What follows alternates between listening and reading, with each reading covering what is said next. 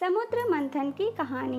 दोस्तों, आज हम समुद्र मंथन की कहानी को सुनने जा रहे हैं। दोस्तों, यदि आप मोटिवेशनल और इमोशनल कहानियाँ सुनना पसंद करते हैं तो उसका मेरा अलग से एक चैनल बना हुआ है।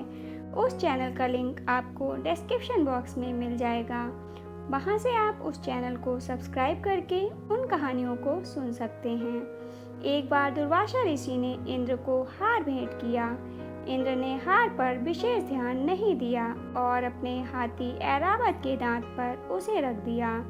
ऐरावत ने उसे नीचे गिरा दिया। यह देखकर दुर्वासा ऋषि क्रोधित हो गए।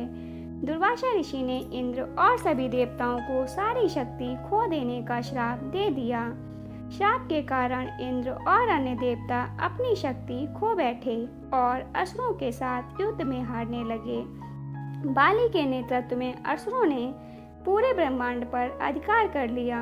जब कोई रास्ता नहीं बचा तो इंद्र ने विष्णु से सहायता मांगी। विष्णु ने देवताओं को उनकी शक्ति वापस दिलाने की एक योजना बनाई। उन्होंने देवताओं से समुद्र मंथन करके अमृत निकालने को कहा, जिसे पीकर वे अमर हो सकते थे और अपनी शक्ति वापस पा सकते थे। देवता तो शक्तिहीन हो चुके थे, इसलिए समुद्र मंथन के लिए उन्होंने असुरों से सहायता मांगी। देवताओं और असुरों ने मिलकर समुद्र मंथन शुरू किया। विशाल पर्वत मंदरांचल को मछली बनाकर मंथन किया जाने लगा, लेकिन भारी पर्वत समुद्र में डूबने लगा। पर्वत को डूबने से बचाने के लिए विष्णु ने कछुए का रूप रख लिया और पर्वत को अपनी पीठ पर रख लिया। विष्णु के कछुए के रूप में आने को ही उनका दूसरा अवतार कूर्म अवतार कहा जाता है। मंदराचल को थामने के लिए सहारा मिल गया तो विशाल नाग बासुकी को रस्सी की तरह लपेटकर मंथन शुरू किया गया। एक ओर से देवता और दूसरी ओर से असुर नाग को खींचने लगे। समुद्र मंथन शुरू हुआ तो भारी लहरें उठने लगीं। उससे बहुत तीव्र विष हलाहल भी निकला। देवता डर गए क्योंकि नीला विष पूरे विश्व को नष्ट कर सकता था। वे सब मिलकर शिवजी भगवान से रक्षा की विनती करने लगे। शिवजी ने प्रकट होकर सारे विष को पी लिया। इस विष को उन्होंने गले से नीचे नहीं उतारा, बल्कि गले में ही रोक लिया। तभी से उनका गला नीला हो गया और वे नीलकंठ कहलाने लगे।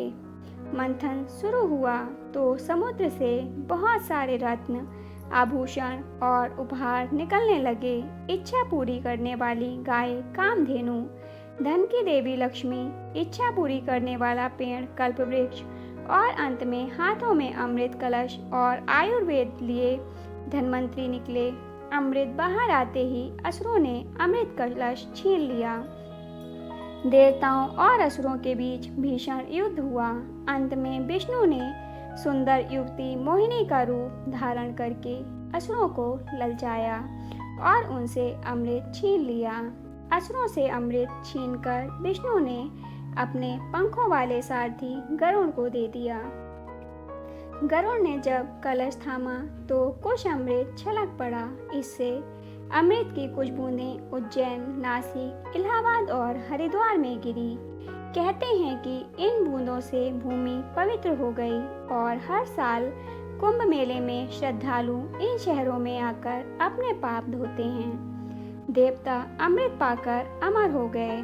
हालांकि कुछ असुर भी अमृत की बूंदें चखने में सफल हो गए थे, इसीलिए वे भी अमर हो गए। दो असुर राहु और केतु अपना भेष बदलकर देवताओं के बीच बैठ गए। सूर्य और चंद्रमा ने उन्हें पहचान लिया और विष्णु से उनकी शिकायत कर दी। विष्णु ने सुदर्शन चक्र से उनके सिर काट दिए। तब तक अमृत उनके गले के नीचे नहीं उतर पाया था, इसलिए उनके सिर तो अमर हो गए, लेकिन शेषधर मर गया। इसी का बदला लेने के लिए राहु और केतु हर साल सूर्य ग्रहण और चंद्र ग्रहण के दौरान सूर्य और चंद्रमा को निगल लेते हैं। तो दोस्तों, ये थी समुद्र मंथन की कहानी। आपको कहानी कैसी लगी कमेंट बॉक्स में ज़रूर बताइएगा। अच्छी लगी हो तो लाइक और शेयर कीजिएगा और ऐसी ही अन्य कहानियों को सुनने के लिए चैनल को सब्सक्राइब कर लीजिएगा। धन्यवाद दोस्तों।